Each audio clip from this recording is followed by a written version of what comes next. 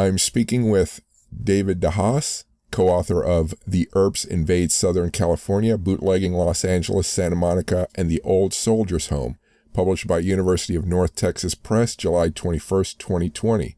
Thank you for speaking with me. Thanks, Chris. Nice to meet you.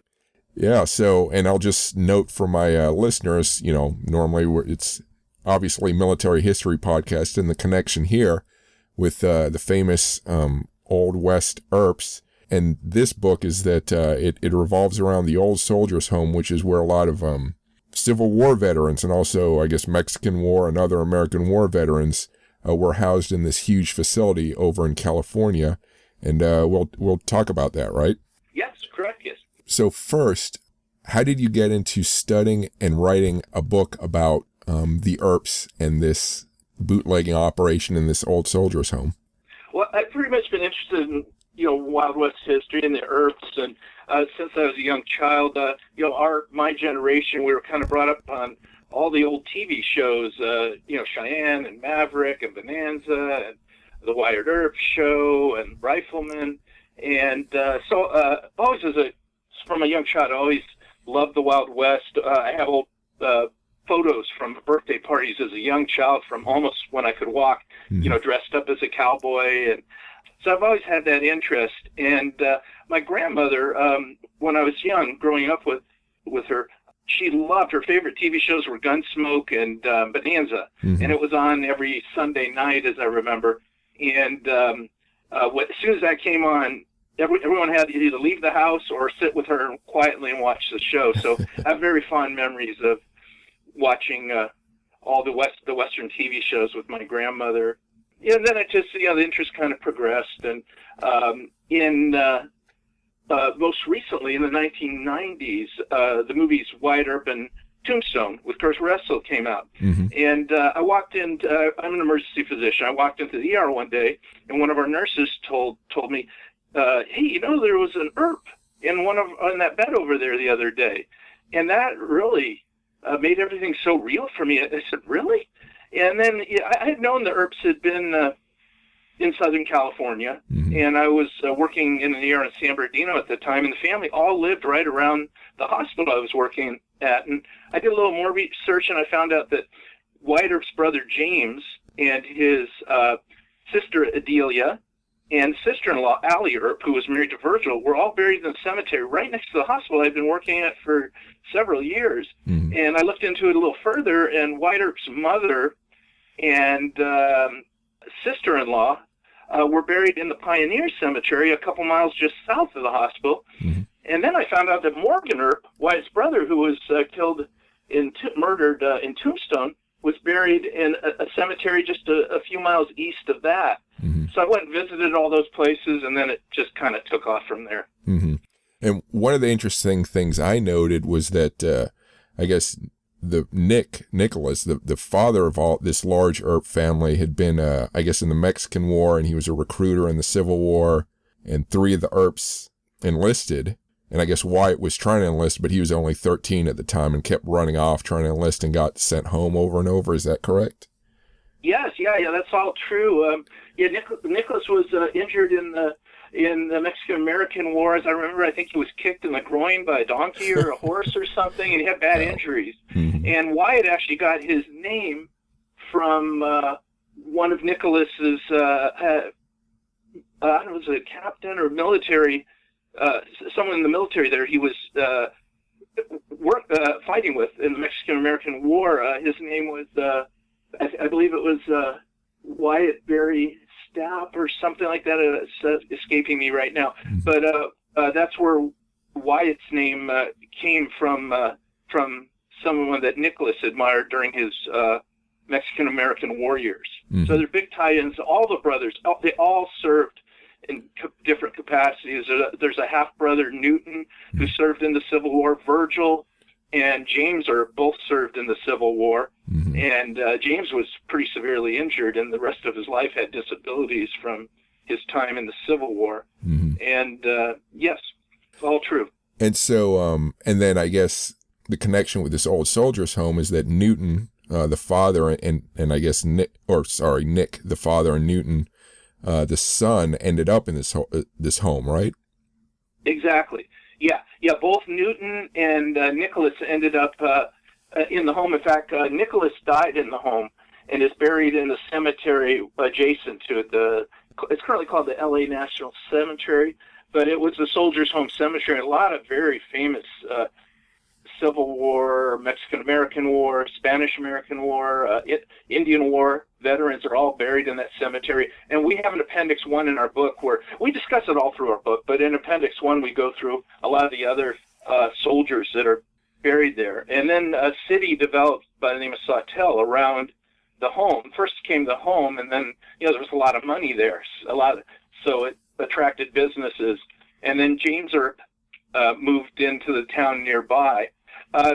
Newton Earp, the half brother that you mentioned, he actually was in several of the soldiers' home. He was in his later years. He moved up to Napa. There's one up at Napa, and then he was also in Fort Dodge too, in the soldiers' home there. So yeah. And again, correct me if I'm wrong. I think I read that the regular Army had homes for veterans, but up to a point, volunteers in the U.S. military did not have a home, a veteran's home. And I think, was this one of the early attempts at providing for these volunteers? Yeah, it was, yes. The first home was in, I believe it was 1866 in Togus, Maine. After the Civil War, there were a lot of disabled veterans, injured veterans from the war, and no one to help them out. So they started to develop these soldiers' homes around. And the first one was 1866, right after the Civil War, in Togus, Maine. Mm-hmm. And these were places where veterans that had been injured and unable to care for themselves, some of them, and had a place to go and some assistance. Mm-hmm. And I will note, just for readers, just so they know, that this book, it's not just a pop history. It's like it has a lot of footnotes, a lot of photographs, and I guess illustrations. Like, it's a very I don't want to say it's academic, but that makes it sound like it's dry. It might be dry, but I think it's a really interesting read. I'll just mention that. Yeah, it's very well researched. It was 2 years in the making, and I don't know if you're familiar with my co-author Don Schaap, but he's published several books on the Earp. He's known as Virgil Earp's biographer, and he's published hundreds of articles and probably close to 20 different books. And he's an amazing researcher. And so everything is footnoted. We have an extensive bibliography. Pretty much everything we say comes with a footnote for those who are interested and can find out where we got the information and the sources we used. It's all there. And then I'm a collector of the Wild West, and I have a pretty extensive Wild West collection. And some of the items and photos in the book come from my private collection that nobody's really ever seen before. They're kind of hidden away in the collection. So a few of the items, there's a photo of Adelia Earp in there that's a never-before-seen photo of her. I say never-before-seen. Obviously, people have seen it, but, it's been buried away in collections for years. It's never been published anywhere until this book. So tell me about the Sawtelle community and the soldiers' home in this time period we're talking about. Yeah, okay. Well, as I mentioned, in about 1866, the first soldiers' home was opened in Togus, Maine, and then subsequently it was realized that this isn't enough. We need these things all around the country, and one by one, more and more were built. And then all of a sudden, it was realized that California, they need one out west. And eventually, it's a long series of events, all discussed in the book, that led to this particular location. But there happened to be a lot of good land there, and it was between L.A. and Santa Monica City had just started to form. So they had enough land, and some land was donated, and a lot of it by people who owned the surrounding land, and realizing that if they built a home there, they could sell houses around it and open business and make a fortune, on the surrounding areas. So that's what happened. And it was in 1875 that Santa Monica was founded, and then in 1889, the Soldiers Home, they call it the Pacific branch of the Soldiers Home, was opened about halfway between L.A., well, actually closer to Santa Monica, about 4 miles east of Santa Monica, and about 15 or so west of Los Angeles. Mm-hmm. So it was kind of in between. And that opened, and then with all the soldiers there, it kept getting bigger and bigger, and some of them had families and all. They started selling lots around the Soldiers Home. And that became the city of Sawtelle, the town of Sawtelle. Mm-hmm. We talk about how it was named, why it's named Sawtelle. And slowly they sold lots there, and then the Soldiers Home's families, the soldiers, excuse me, the families of the soldiers living in the home, some of them, moved nearby, just like James Earp did. His father and his half-brother, Newton, were there, so he moved to Sawtelle, too. And then, obviously, businesses flourished around the area. There was a lot of money flowing in the area because, the soldiers all had pension checks coming in.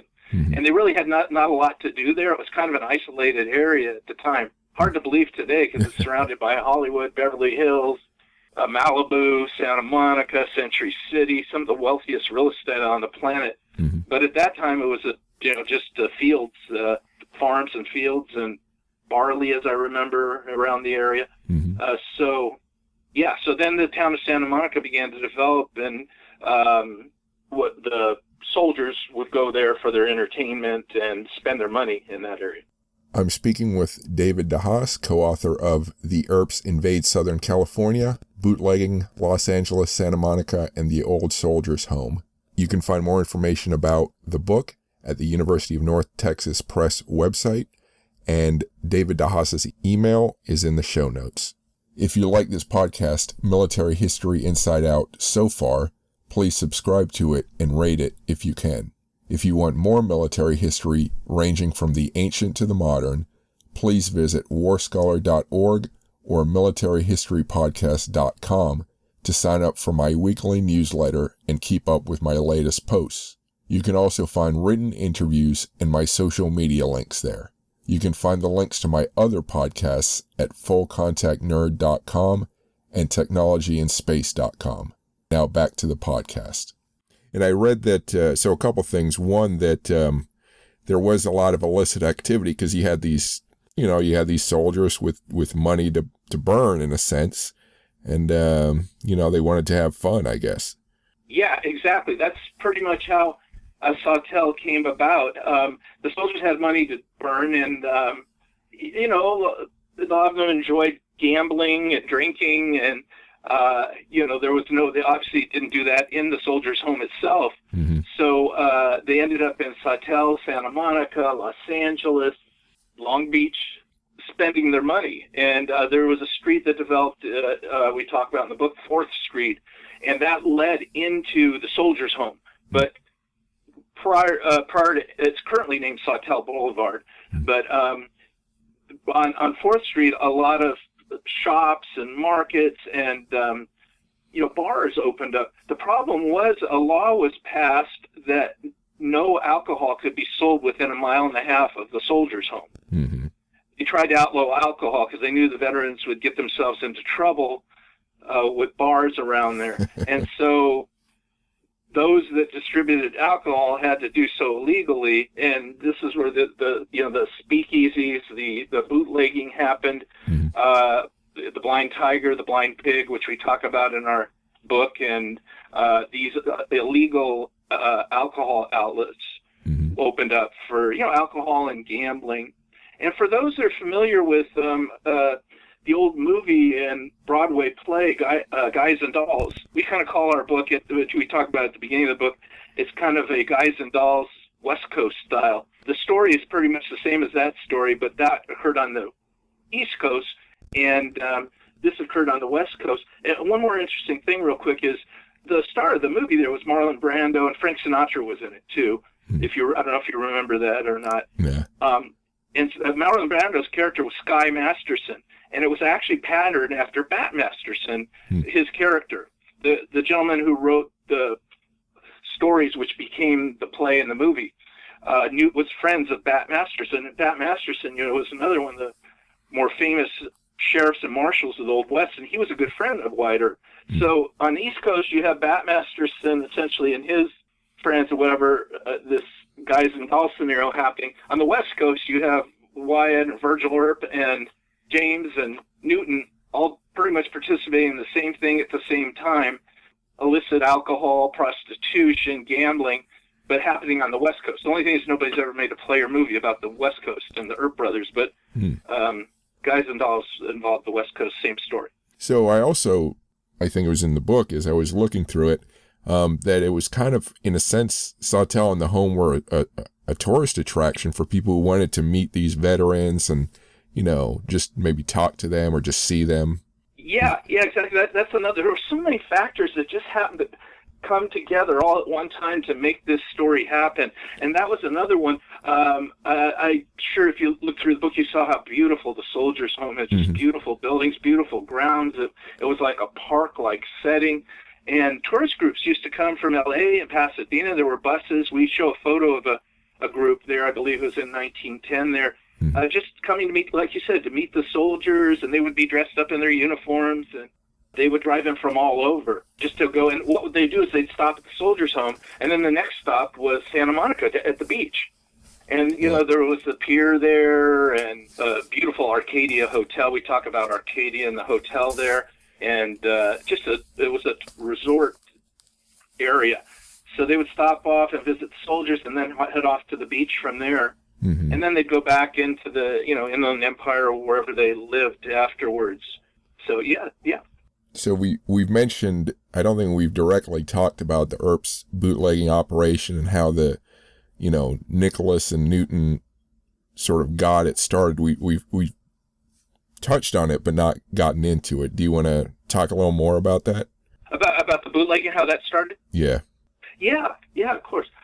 So what happened was the veterans were there, and they had, a canteen, and they were served meals and they ate there, but it was a pretty boring environment for them. There was checkers and things like that, but there was no real entertainment and places to go. So what happened is that the town, this 4th Street, developed, and they had barber shops and stores and all the usual stuff, but it was illegal to sell alcohol by state law. So anyone who did so had to do it illegally.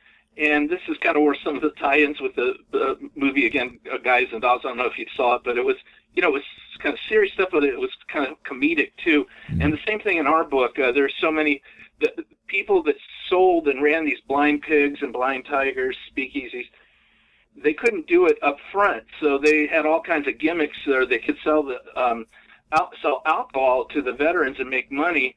And there was a gentleman who was riding a bike around town, and he would stop off and take orders from veterans for alcohol, and he'd go into Santa Monica and drive back and deliver it. And there was a barber who filled his coffee pot full of alcohol, and whenever people came for a haircut, they get their coffee and alcohol with it. And shop owners found all kinds of ways to sell to the veterans, because there was a lot of money to be had. Eventually there were several thousand veterans living there, and not only that, the employees, there were hundreds of employees there. So the veterans had nowhere else to go, so they would find a way to make their ways to these blind pigs or illicit alcohol dealers, and to drink and gamble, and there was prostitution involved, and but occasionally the police would get wise to it and break it down. And how did the Earps get in? Because they ran an operation too, right? Is that correct? Yes. Yeah. James Earp. So the father, Nicholas, and Newton were in the home, and James was getting up there in age too, and it appears that he wanted to be near his family, and so he moved into Sawtelle nearby, and then he opened up a blind pig operation. And he would sell alcohol to the veterans, and they would come there to play, gamble and play cards, and these guys did quite well. They would get, when they got fined, they would just pay the fine as a part of doing business. It's just a cost of business, and the fine that was charged them was nothing compared to the income they were making. And one of the things that got us to write the book is we found out that actually Virgil Earp spent time there too. Mm-hmm. It's kind of knowing that Newton lived in the home and died, or Nicholas, the father, lived and died in the home, that Newton was there at one point, but never realized the extent of it, how long they were there. And, most people that are really pretty familiar with the Earps don't know this story. You can look at any of the major books, and Sawtelle's pretty much never mention of the Old Soldiers Home. Occasionally there's an entry in an index just to say that Nicholas died there. But this is a significant period. It was the Earps' last hurrah together as a family, and they all participated in it. Wyatt, not as much. But for a period of nearly 10 years, from early 1900 till about 1910, the family was, for the most part, together there until father died and Virgil died in 1905. But yeah, it was a significant episode in their life, and you won't find it in any other book anywhere, believe me. So that's kind of what got us to write the story, because we couldn't find it anywhere else. What are there any well-known Civil War veteran or other American War veterans who were at the home around this time? Yeah, there's some big names there. Jeremiah Johnson died at the home, and I don't know if you ever saw the movie with Robert Redford. He died at the home. Now, in later years, after that movie came out, the Jeremiah Johnson, there was a lot of publicity and all, and he ended up being exhumed, and his body moved to Cody, Wyoming. But he died in the home, and I don't know if you've ever heard of J.V. Brighton, but he was another famous Western character. He's actually the one that, and we talk about all this in the book, the one that killed Ike Clanton, who was involved, pretty much started the gunfight at the OK Corral. In later years, he's the one that tracked him down and ended up killing him. And there's a significant characters of the Old West that are there, Civil War veterans. Like I said, our Appendix 1 is a long, one-by-one list of some of the names that were there involved in, that were famous individuals that lived or died in the home. A member of the cowboy gang that was involved in the Earps Tombstone difficulties, he died and buried there, Nick Hughes. And there was a famous Old West conman gambler by the name of Doc Baggs. I don't know if you've ever heard of him or not, but he was a member of the Soapy Smith gang at one time, and Virgil Earp was involved with him in, I believe it was Iowa in early years. Anyway, his father was also a pretty famous Western character in Montana and the vigilantes there. And his father's lived there for a couple of years and ended up dying there. Nick Hughes was, documented, Doc Baggs himself was there with his father at the time. He didn't live there, or die there. Yeah, there was a lot of famous Civil War individuals involved in all the wars, the Indian Wars, the Mexican-American Wars, the Civil War, of course. Most at that time period were Civil War veterans. Did they accept any Confederate veterans, or was it all Union? Oh, yeah. There was, in fact, some fights broke out because of that. Yeah, there were Confederate veterans. And in fact, we have a story in the book about two brothers. One was a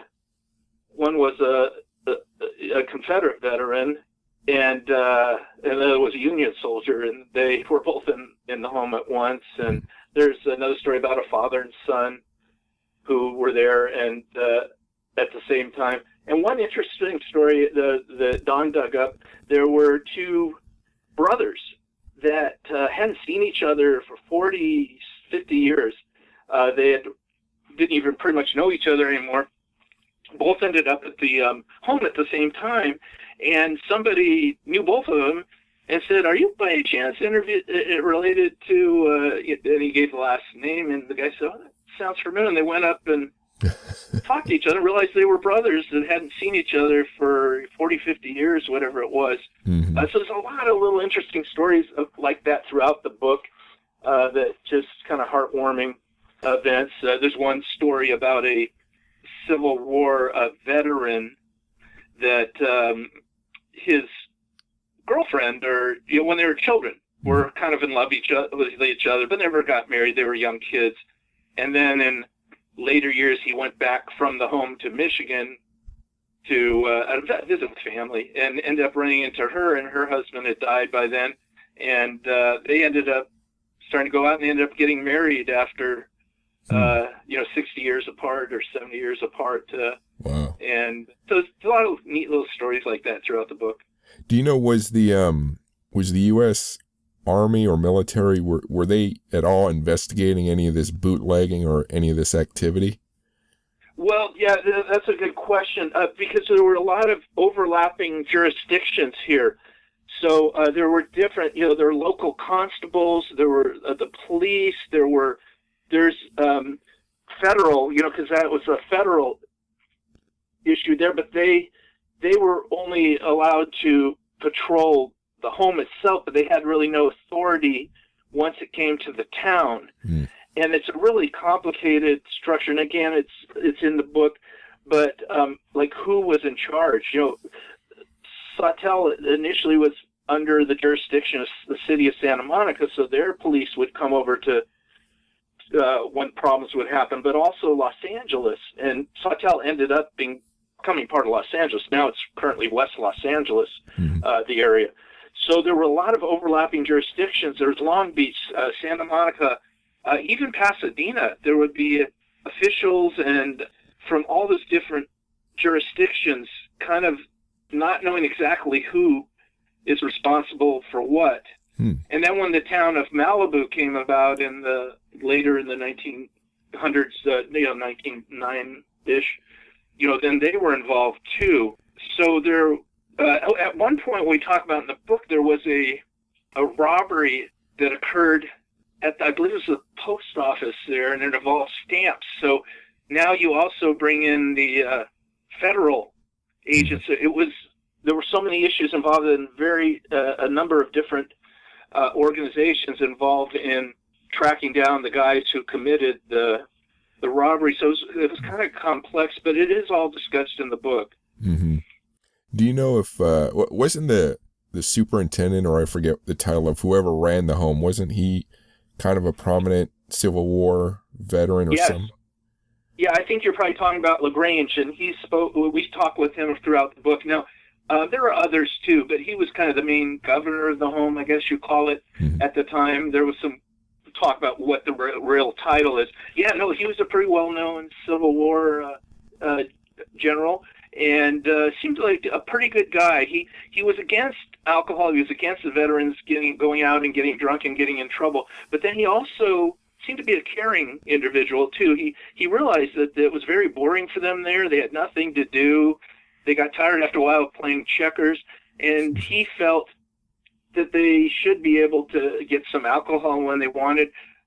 There was an experiment there where they served the near beer in the canteen at the home, and but there were a lot of forces going on at the same time. There was a women's Christian temperance union, Carrie Nation, and all, and there was a big prohibition push. So there were a lot of fighting going on. It's difficult, but LaGrange seemed to be a pretty good guy, and he came down hard on the veterans that went out and got drunk and got into trouble, but he also saw their side of it too. And he outright said that, it's not fair to these guys. We trap them here in this building. They can't go anywhere. They can't drink. They can't gamble. They can't do all the things they love to do and, did as young men. Those are the types of entertainment that people had in the Wild West. Gamblers were actually well thought of in the Wild West, and saloons were part of it all. Maybe, probably higher up there than lawyers and some other professions. The professional gamblers were pretty well respected in the mid-1800s. And so, yes, he seemed to be a pretty good guy, LaGrange. He was the governor of the home at that time. Do you know if, at this period, with all these veterans there, do you know if many historians showed up and just tried to write articles or get stories about, from these guys?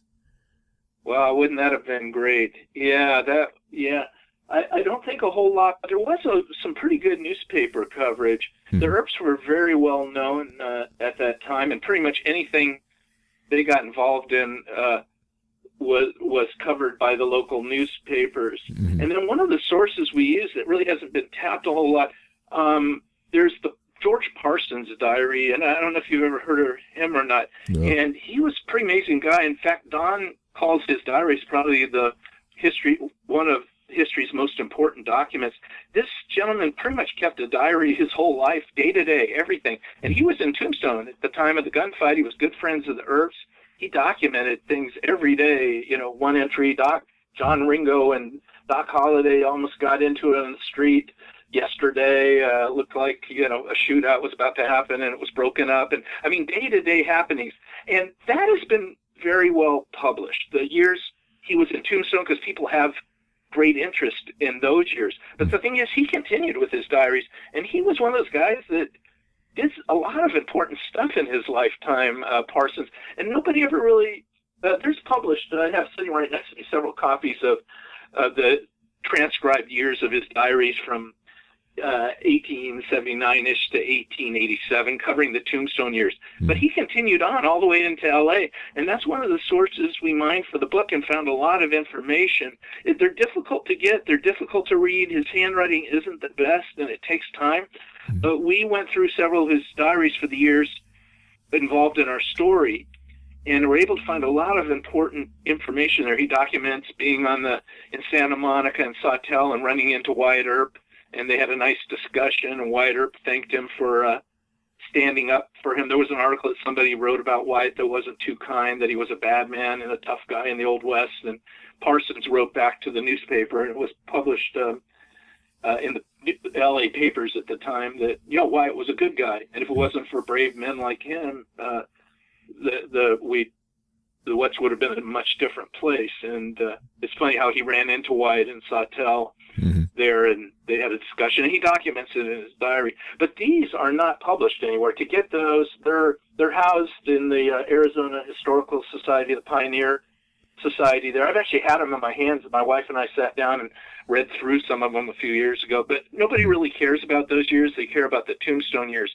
But he wrote all the way up pretty much until his death, and those are accessible. You have to go to Arizona to read it or pay for copies. It can get kind of expensive to get copies made. So to answer your question, please, I don't know if anybody who actually sat down and went and interviewed each of these guys. I imagine probably somebody did. There's the Santa Monica History Museum, and I spent a day there going through their archives, and there are some person, that type of thing, interviews with some of the people around. But I wish there were more, especially with J.V. Brighton, the detective that killed Clanton. It would be really interesting to hear his side of the story and exactly what happened. He caught Clanton rustling, and I believe it was 1887. And he tried to arrest him, and Clanton tried to escape, and he shot him dead as he was trying to escape. I'm speaking with David Haas, co-author of The Earps Invade Southern California, Bootlegging, Los Angeles, Santa Monica, and the Old Soldiers Home. You can find more information about the book at the University of North Texas Press website, and David Haas's email is in the show notes. If you like this podcast, Military History Inside Out, so far, please subscribe to it and rate it if you can. If you want more military history ranging from the ancient to the modern, please visit warscholar.org or militaryhistorypodcast.com to sign up for my weekly newsletter and keep up with my latest posts. You can also find written interviews and my social media links there. You can find the links to my other podcasts at fullcontactnerd.com and technologyinspace.com. And now back to the podcast. Do you know this Parsons? Does he write at all about military issues at all? Was he in the military or dealt with it?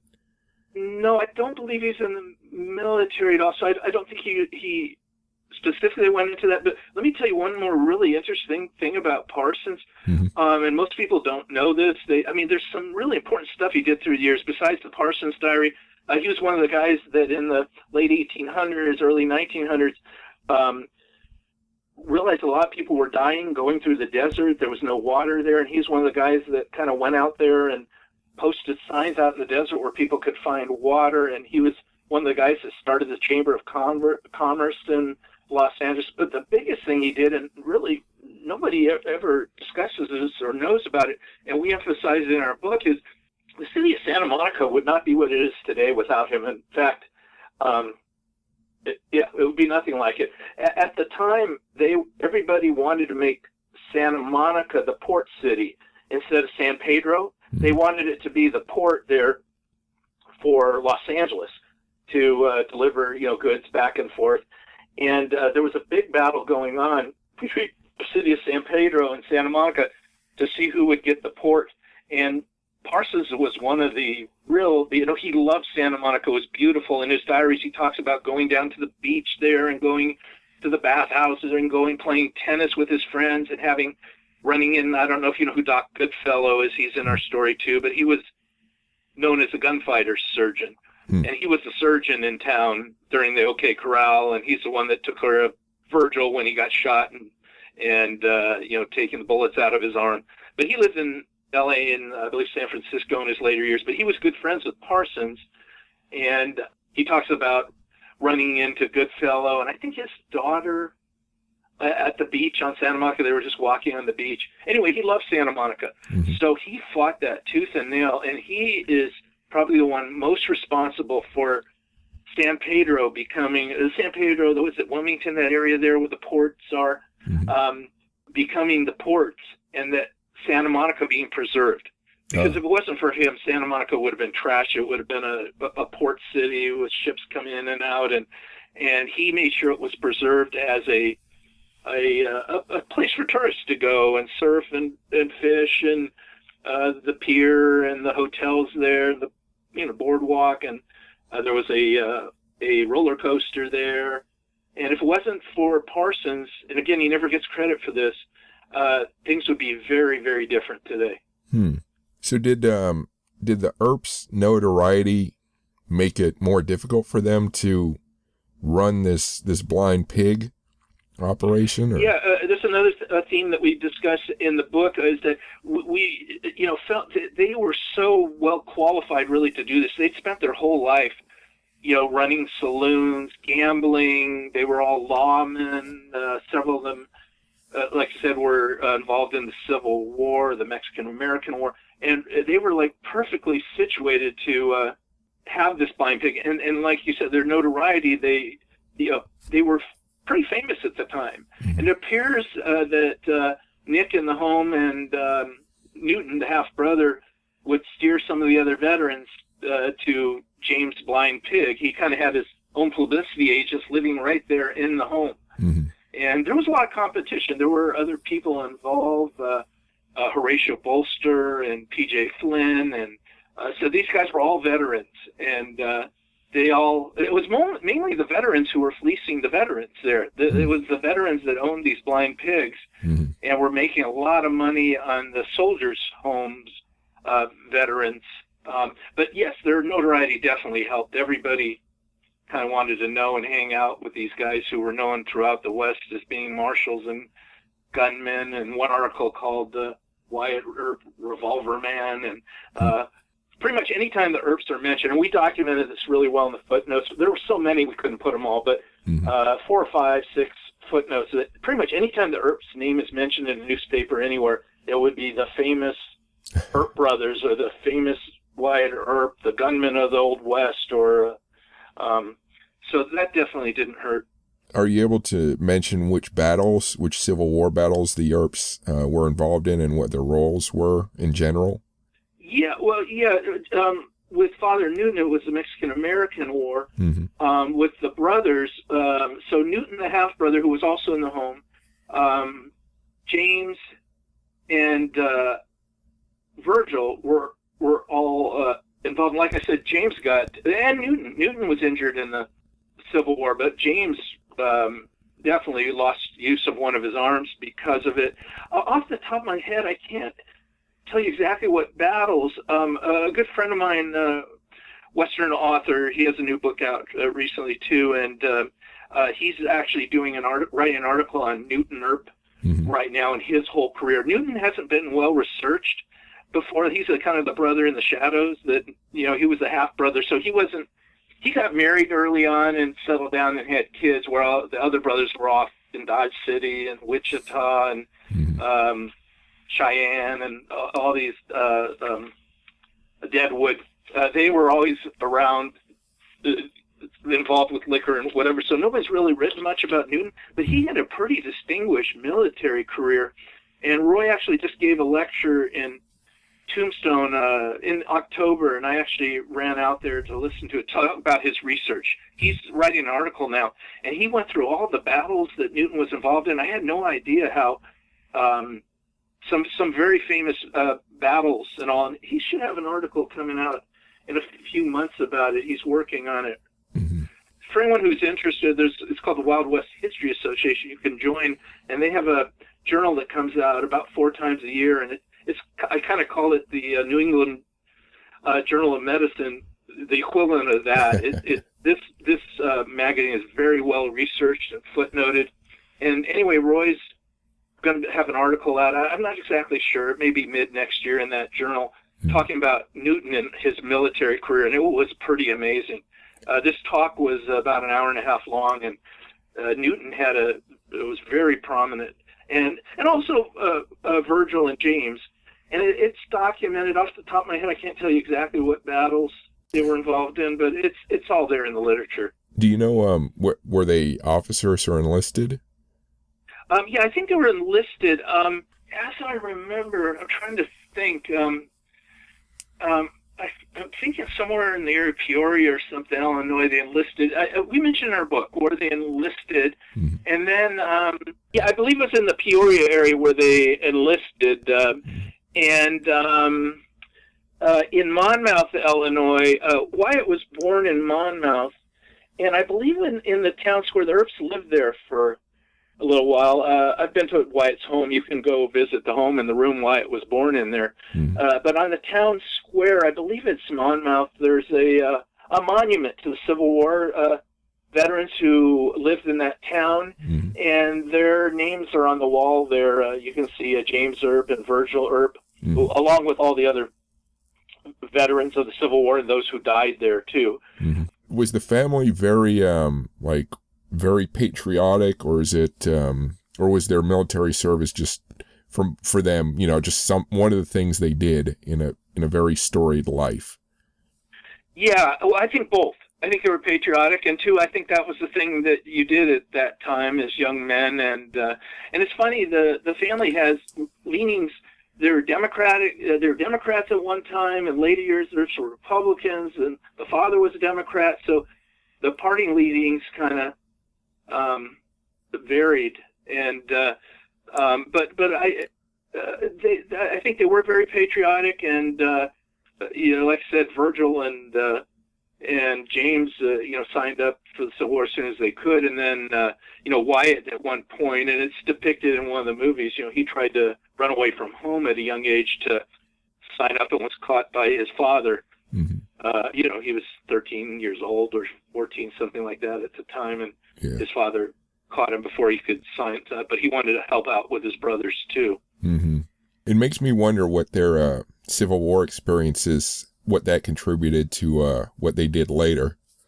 Yeah, definitely. Definitely interferes, back to their whole life. Like I said, Wyatt was named after, I think it was Wyatt Berry Stapp was the sergeant, Father Nicholas Earp, sergeant in the Mexican-American War, and he took a real liking and admired him, and he named Wyatt, Wyatt's name was Wyatt Berry Stapp Earp, and named him after his military colleague. So he definitely affected his life. Wyatt, lived with that name his whole life. And, these guys were tough guys, and, a lot of people at times will call Wyatt a bad guy and this and that. He was involved in prostitution, he was a bouncer, and he was in bars, and he gambled, but like I said, the gambling and saloons and the gambling was actually quite prestigious at that time. The top gamblers, Doc Holliday and all were Bat Masterson, Luke Short, they all were, pretty well known around circles and famous for that. And, those experiences all led to them being what they were. Wyatt was a tough guy. You didn't mess with him. And, his father was a very tough, demanding guy, Nicholas. And it's very well documented. He was very strict with them. Mm-hmm. And they all turned out, none of them backed away from a fight ever. I think what I read about Nicholas was that not only was he tough, he was like violent and very temperamental. Yeah, I don't know if you ever read, there's the Rousseau Diaries, and a physician's wife, Rousseau was the last name, she wrote diaries when Nicholas Earp led a party, wagon train across the country in the, I can't remember, the 1860s or whatever, and several families went together, the Curtis family, the Rousseaus, and they went across country, and Nicholas was the head of the outfit, and she wrote all along about some of the things he would do. He was pretty temperamental and kind of somewhat violent with the boys and the kids on the trip. Yeah, he wasn't another guy that you didn't really mess around with, and I think they ended up pretty much hating each other towards the end. But the Curtises actually became kind of famous people, and they're discussed in our book, who went across the country with them. They were lawyers and became judges in California and San Bernardino. Mm-hmm. And I think in the later years they kind of made up, and they're discussed in our book too. Nicholas Earp, the father, became president of the San Bernardino Pioneer Society in his older years, and these pioneers that had come across the country together and had lived in those times had a group and used to meet fairly frequently, and they had a newsletter that Nicholas contributed to. So that's just the idea of having an association of, you remember back in the day when we pioneered across country that no one had really gone over before? Yeah. And now you're just reminiscing about it 20 or 30 years later. It's so amazing to think of the hardships that they have. You know, we drive across country in our air-conditioned cars with bottled cold water, and you know, it can be kind of misery at time for the kids. You know, when are we going to get there? When are we stop? But these people went across country with the wagon train, didn't know where they were going to get their next water, had to deal with outlaws and some unfriendly Indians on the way. That's all documented in their trip. The Earps had those types of encounters, and the suffering that they went through, you know, just trying to get to the next water hole. Yeah. And no good roads, and you know, we all know what happened with the Donner Party in the winter going through those hills, and there were some tough people, I'll tell you. Yeah, yeah. And obviously Native Americans were living in parts of these places, but yeah, these pioneers were kind of going into an area that they were going into their hunting grounds and their areas and killing their buffalo, and so but these pioneers, they didn't have the skills to, like, they were just, hey, we're going to head out. And I think a lot of them were just unprepared for the environments that they encountered, but some made it through. Yeah, I mean, yeah, absolutely. You know, in medical emergency, there weren't a doctor. There's documented cases of people coming down with appendicitis, you know, on these trips with no doctor or surgeon around, and just the hardships they went through, amputations and injuries and disease out in the middle of nowhere with no water and lack of food, and bandits coming by and stealing from them, and those are some tough times. And these people, amazing the number of times that Wyatt was back and forth across the country. Our first chapter in the book is entitled the Wandering Earp Band of Brothers, and it essentially talks about how many times Nicholas was back and forth across the country during these times when, you know, the 1860s or so, when there were no roads and a lot of violence along the way, and you didn't know where the next water hole or food was coming from. And they were a really tough breed that kind of set the way.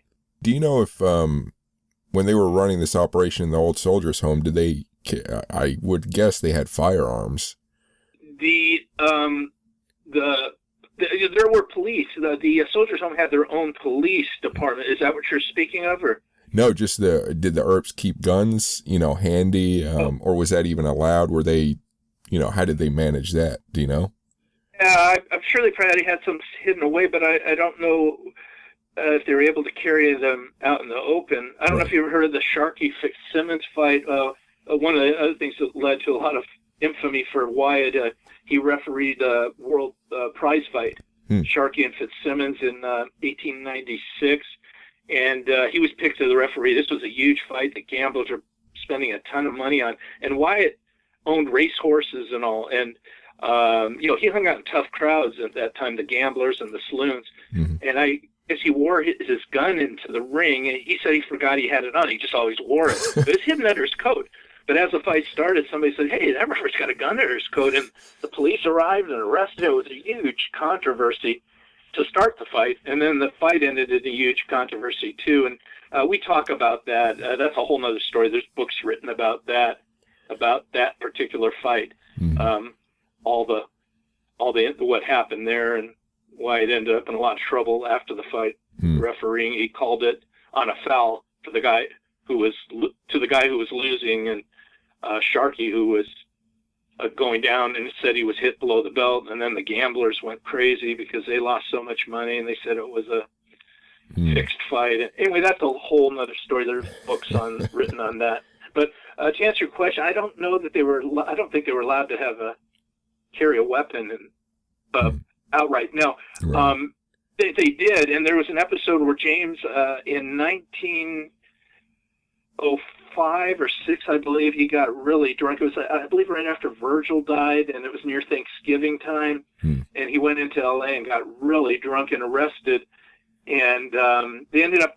Normally he'd be in jail for some time, but because it was right before Thanksgiving, they let him right out. And I think, as I remember, he was interviewed somewhere, and he says, lucky I usually have my gun with me, lucky I didn't, because then he would have really been in trouble. Oh, yeah. So I think you mentioned a number of the resources you two used for your research. Is there anything else you didn't mention that you used? Yeah, one thing that's really, really useful in this regard, and we leaned heavily on Don did a lot of research through it, is the veterans all have there's a national archives, and the veterans all have files on them, the ones in the home, and they have a data sheet on each veteran that you can pull up, and you have to do some things and go through some hoops to have access through it, but it was amazingly helpful. It essentially mentions when they first enrolled, what their Civil War or their war experience entailed, if they had any injuries during the Civil War, what if they were in one of the soldier homes, and where and when and for how long, and when they died, where they were buried. Most of the people, the veterans who died in the Sawtelle Soldiers Home, it's called the National Branch, or the Pacific Branch of the Soldiers Home, the official name. They were buried in the cemetery next door, and so in that data sheet on each veteran, it tells exactly where they're buried. And we do in our book. Let's say our Appendix 1, for those veterans that didn't make it into the book itself, there's a long Appendix 1, and we go over, like Jeremiah Johnson, like I mentioned, some of the fellows we discussed before, when they died, where they're buried, what plot. You can walk, and I've done it, you can walk and visit and pay respects at their graves there. Do you know, was there a predominance as far as where these veterans were from or what units they served in? Yeah, that's a good question. We do talk about that in the book too. We did there's a breakdown in the book, and I can't remember the exact numbers, but first of all, how many of the veterans were born out of the country? And I think Ireland was the number one country where most of the veterans who lived in the soldiers' home came from. But then there were also a lot from Germany and all over the world, and and then also their occupations. And the main occupations were farmer, carpenter. Like I said, it's all discussed in the book. But there were a number of lawyers and doctors, and in the book we kind of emphasize that this soldiers' home was different than a lot of the others. The diversity of, most of the people in the Kansas home, not everybody, of course, but the Kansas home were from Kansas or that area. But in the L.A. branch, the Pacific branch of the soldiers' home was so attractive. The grounds were beautiful. Like I said, park-like settings. You're 3 and 4 miles from the Pacific Ocean. You're near L.A. The weather, it was so attractive. And then also the medical care was highly rated. People would come from all over to have procedures. Or we had talked about a story of a gentleman in Arizona that needed eye surgery, couldn't see for a good part of his life, and he wanted to go to Sawtelle and have his procedure, and he did there, and all of a sudden he could see for the first time in years. It was a very famous place. The veterans all knew that this was the place to go, and they all wanted to go there if they could. So it was very attractive. So it was different. It was different diversity. There were people from all over the country there, people from all different occupations, things that you did not see in our research of the other soldiers' home, where most of the people that lived there were locals or pretty local. The Pacific branch was very diverse in every way. Interesting. So what part of the research for this book was most enjoyable for you? It's just kind of so neat to have all this come together. It's kind of another long story we talk about in the book, but the thing that actually got us writing the book had to do with Don. He, like I say, he's known as Virgil Earp's biographer. He wrote a pretty well-known book on Virgil Earp in the 1990s. We have a mutual best friend who introduced us. I don't know if you've heard of Lee Silva before, but he was both of our best friends, and he wrote several books on Wyatt Earp. They're excellent. If you get a chance and you want to read them, they're long books. But he died before completing his series. But he left us a lot of his research, so we used a lot of that. And Don and Lee were initially writing the Wyatt Earp book together that Lee ended up writing himself, and Don went to work instead on Virgil. And because of that, once you write a book, there was really no other good book on Virgil out there. Family members start contacting you, and friends and whatever. And anyway, an individual found a token, bought a token that was found in a dump in Goldfield where Virgil died. And it was dug out of a dump, but with a metal detector, and buried. And it said V.W. Earp on one side and Sawtelle, California. And that's kind of, he wrote Don when he heard that, when he read Don's book, because Don was really the expert and the one that knew most about Virgil after researching his book, and asked him, do you know anything about Virgil ever being in Sawtelle? And Don wrote back to him, this is in the midnight, like 1995, 1996, that, yeah, well, I know that Newton was there and Nicholas was there and James, but I really don't know that Virgil was really there. So that was kind of news to Don.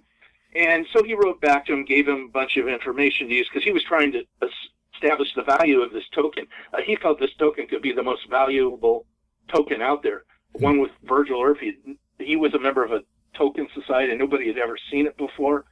Anyway, it kind of got buried, and then about 3 years ago, Don was moving, and he was throwing out his old junk, and he came into this letter again from this token collector. He was a sheriff in Nevada, I believe, at one time, and a token collector. And then he ended up writing an article about the token in one of the magazines using Don's research. Anyway, so Don wrote me and said, look, I found this letter. Do you know anything about Virgil Earp being in Sawtelle? Anyway, we started talking. There was some stuff that I had heard about. I have some stuff in my collection that kind of relates to Virgil and stuff. And we started researching, and all of a sudden we found out Virgil actually spent a good amount of time there in Sawtelle with his brothers. And then we just started digging, and it just did become enjoyable, because we found so much new stuff that never appears in any book anywhere.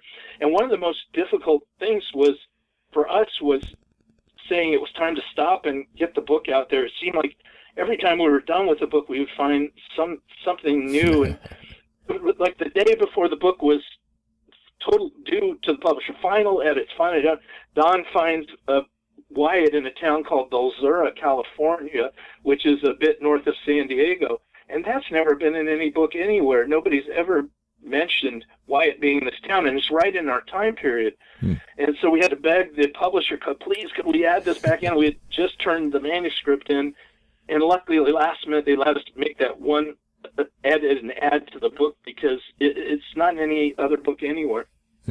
What was there a particular question for this book that you really worked hardest at trying to get an answer for, or maybe you still would like an answer for? Some burning question? Well, yeah, I would like to. We know, Wyatt wasn't too involved in this operation, but he was there. We haven't documented there, and I know, he lived in that L.A. area. We know he was there and around there, but it'd be nice to find a little more information about how involved Wyatt was and how much time he spent there exactly.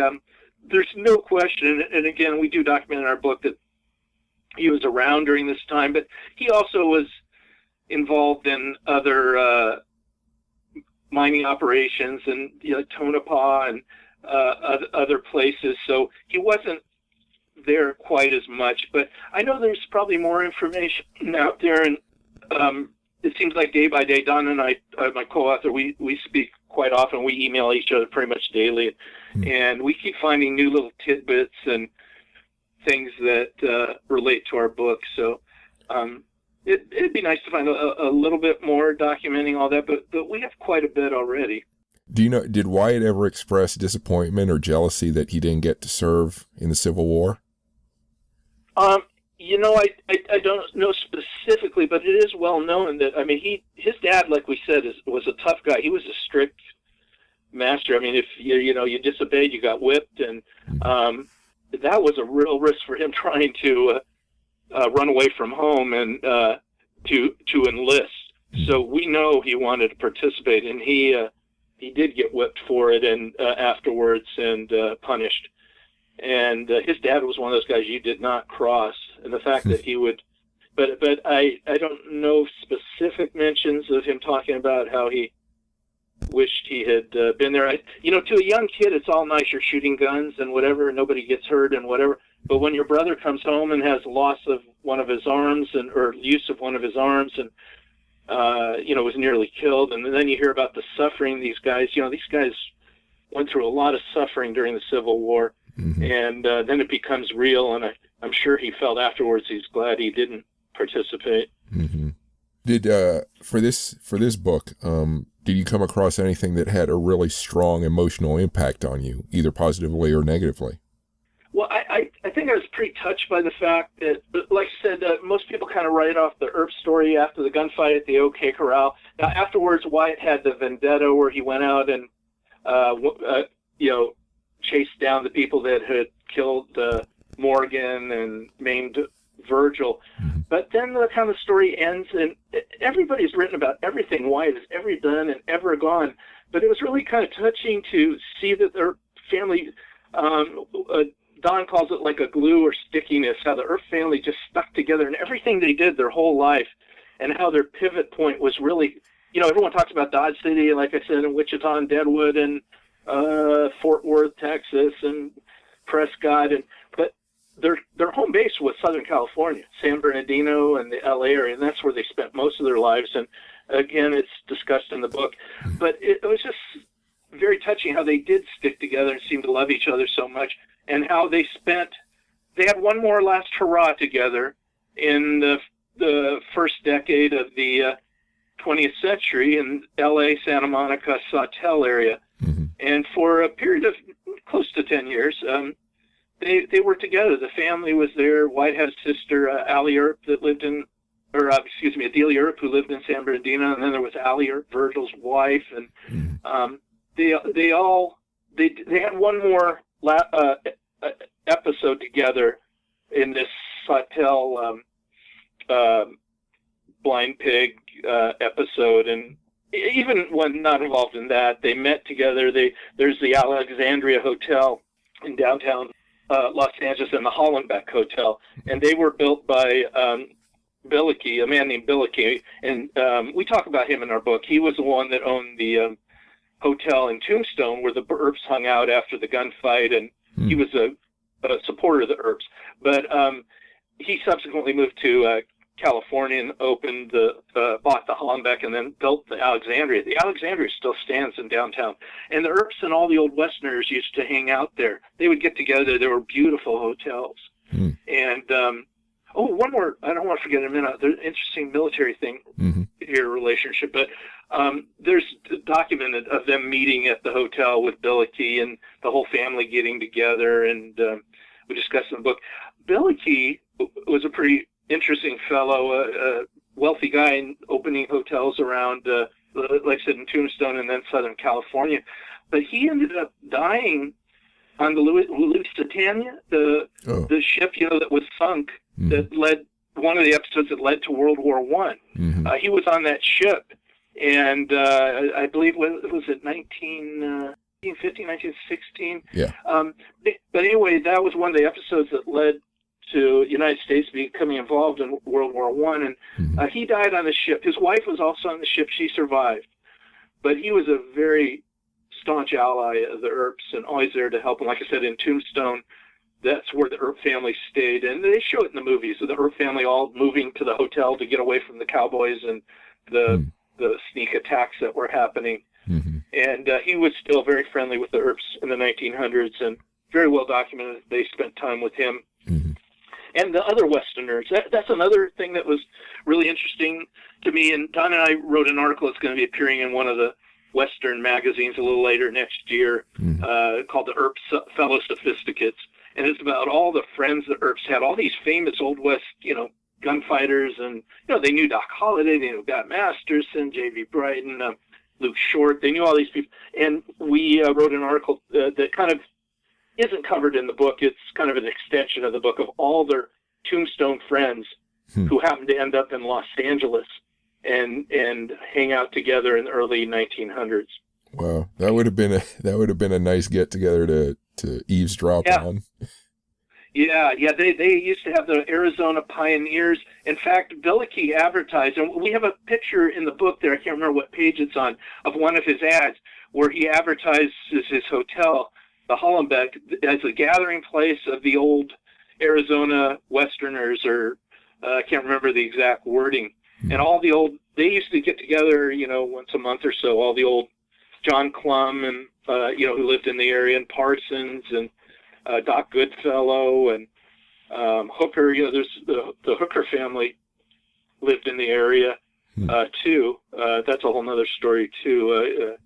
But he was a famous rancher out there, the Hooker Ranch, and they all got together and met at each other with in some of the parks, the local parks too. It's documented they would go to a park and have a get together. So apart from filling the historical record, and just giving people more history of the Old West, what do you hope the book will do for readers? Why research this stuff and write on it? It just kind of fills a hole in the Earp story. Like I said, the story usually ends sometime after the OK Corral event, gunfight and the Vendetta ride, and then everyone knows Wyatt went to Alaska to Nome, and he was all over the place. But this, it's not covered in any other book anywhere, and this feels like a whole. I years ago had gone to the Soldiers Home with some friends in the 2004 or 5-ish, and we went and visited. We knew Nicholas had died there, was buried there. I knew Newton, the brother, had spent a little time. I didn't really realize how much time he had spent there, but that was kind of the extent of it. I didn't really realize that James lived in Sawtelle right next door, and so I think it fills a hole in Western history. And True West Magazine just did a review on the book in their latest December issue, and they called the book one of the most important Earp books of the last decade. So it fills in that hole and ties it all together, and a period of the Earp's life that people didn't realize they were all back together again. In fact, you've seen the dust jacket for our book. It shows the four Earp brothers doing like an OK Corral walk down, and they're all side by side in their black hats. And but instead of guns, if you look carefully, they're carrying the beer bottles. And then at the top of the hill, they're walking into Sawtelle, and the Soldiers Home is at the top. And Nicholas Earp, the father, is there with his arms up in the air and a beer bottle in his hand, and all the other veterans. There's a veteran behind them and veterans in front of them, and they're all cheering them on, so ecstatic that they're coming to the Soldier Home and bringing alcohol and entertainment with them. So I think it fills a real hole in Earpiana, and most of the people have read it. You can look at some of the reviews. We have a few of them on the book Dust Jacket by some very prominent authors and historians, and they all say that it fills in a hole in Earpiana, and it's a needed book. So that's kind of a good feeling to kind of tie the last few years of the Earps. But it feels like such an American story too, because it's not just their story. It's, you know, it's Prohibition, Western development, you know, California, the transition from the Old West to the, you know, the new American society, and it feels very American, you know. Yeah, Chris, you really nailed it with that statement, because that's exactly what we call it, and it's really 5 stories intertwined. It's not just a story of the Earps. In fact, the Earps are, you know, they're the main topic of the book, but they're pretty much the string that ties the story together. But Don and I, when we tell people, you know, it's not just an Earp story. There's 5 intertwined topics. But most prominent are the veterans of the 1800s wars, Civil, Mexican-American, Indian War, Spanish-American War. So it's a story about all of them.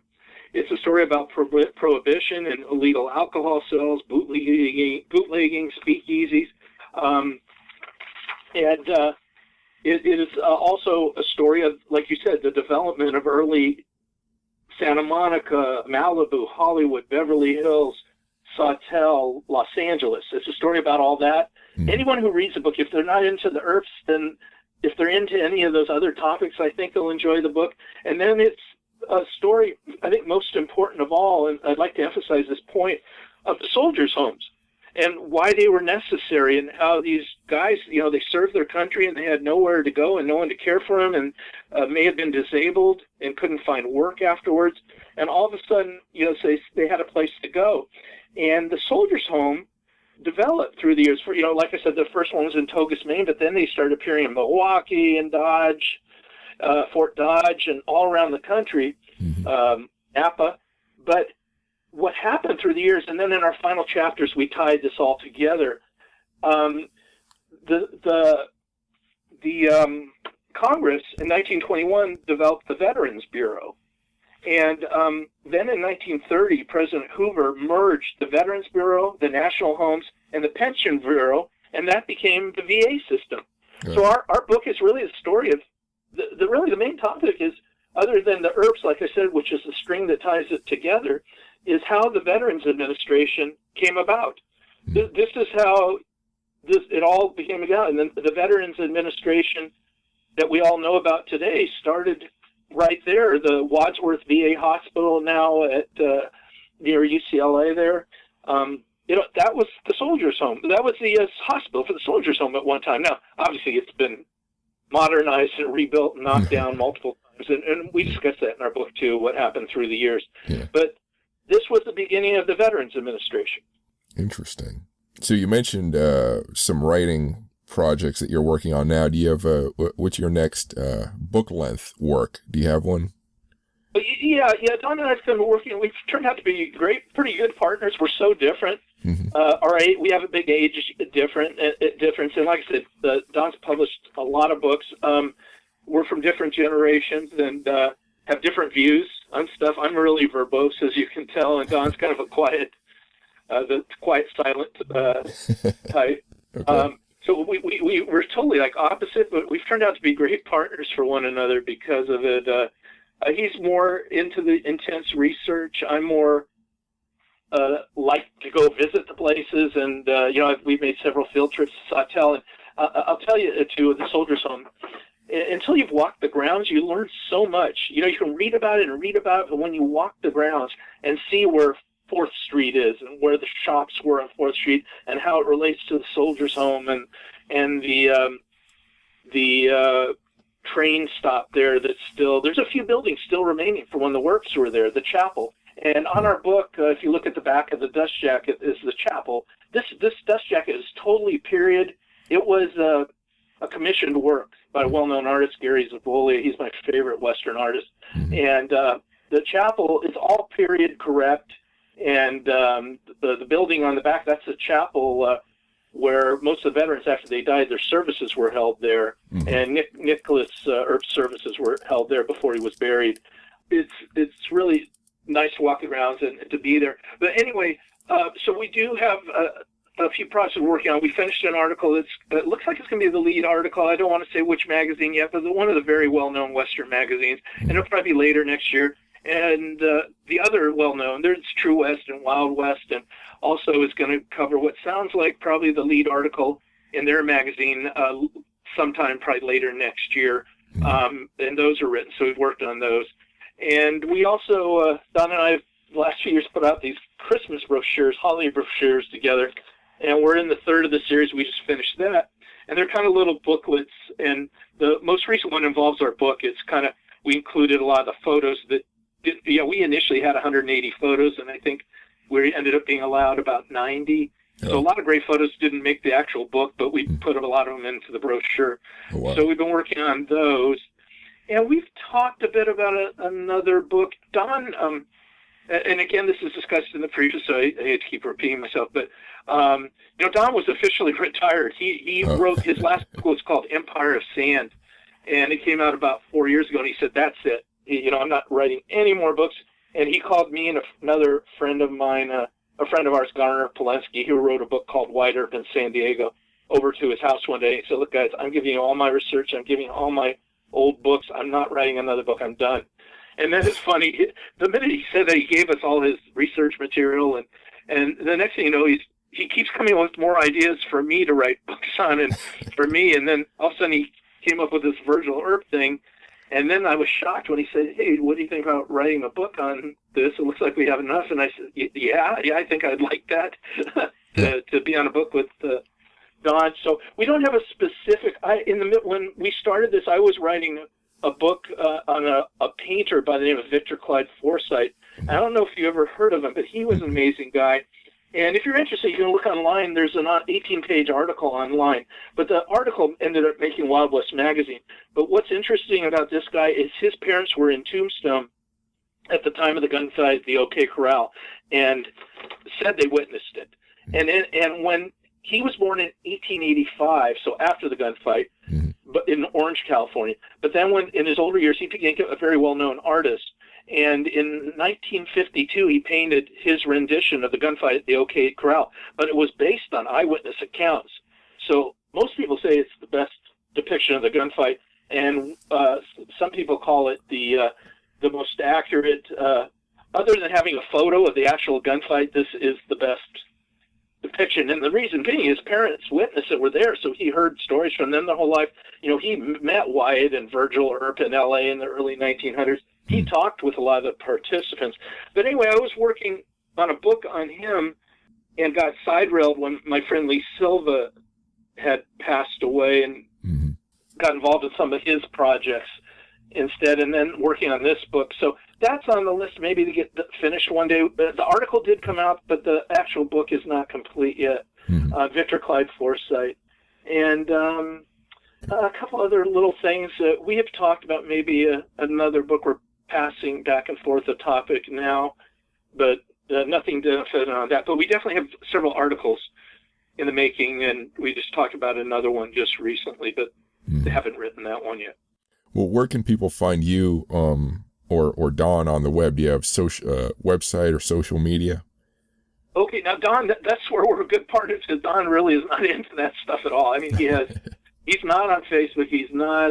Whenever I come to his house with my iPhone, he doesn't do anything like that. He says, "Oh, look up whatever on that contraption you have in your hand." He's in his 90s, so he's an amazing researcher, but he's not into tech. But here's a way for those on Facebook. I actually run a site there. It's called Wild West Collectors, and so anybody who's interested, I would really suggest joining that site. It's a private site, so you have to put a request in, and then I'll approve it. And it's really amazing. We have pretty much all the biggest names in the Wild West field are met with us. All the authors of all the books I'm sure you've read on Wyatt Earp, and I know most of these guys. They're good friends. And everybody's there, and everybody's sharing their collections. And as I mentioned before, I'm a collector, and I have some pretty amazing stuff in my collection. I have several items that Doc Holliday had with him at the time of his death. Oh, wow. His case keeper. I have his medicine bottles that he had with him when he died. I have his shaving kit, his actual shaving kit, and the provenance is impeccable. And so I've been sharing. I have a lot of other stuff too relating to him and his family. But I've been sharing that on the site, slowly through the years. I've been sharing my collection, and I have several of Wyatt's belongings and personal letters, handwritten letters, and But people have amazing stuff there, and it's hidden away. That's the thing about collections, and if it's in a museum, everyone sees it, but there's a lot of private collectors out there that have amazing stuff. The knife that Billy the Kid was carrying, when he was shot by Pat Garrett. There's a lot of stuff out there, but nobody ever knows about it or sees it because it's in private collections. Wow. And people are sharing it on that site. So, like I said, all the names of the field, pretty much like name an author, and I can tell you he's probably on our Wild West Collector site. And we all discuss stuff, and it's a good way to contact each other. I don't have a website particularly for the book. Mm-hmm. Your readers are free to contact me by email. I don't mind you giving my email if you think they'd be interested. Sure, if you want. Pardon? Yeah, I can. I'll post that in the show notes. Then I don't have it handy, but I can do that if you want me to. Yeah, I get contacted all the time because Lee Silva, I told you, was my best friend, and was a very well-known Earp author and had a lot of friends in the Earp community. He knew everybody, and he died kind of pretty suddenly in 2014. And so I've kind of been the contact point for all of those friends. I get letters. I just got a letter. I had a letter the other day, and then I had a letter. Some people don't know how to get a hold of me, so they found me as a physician and wrote a letter to the hospital, and eventually got to me months later.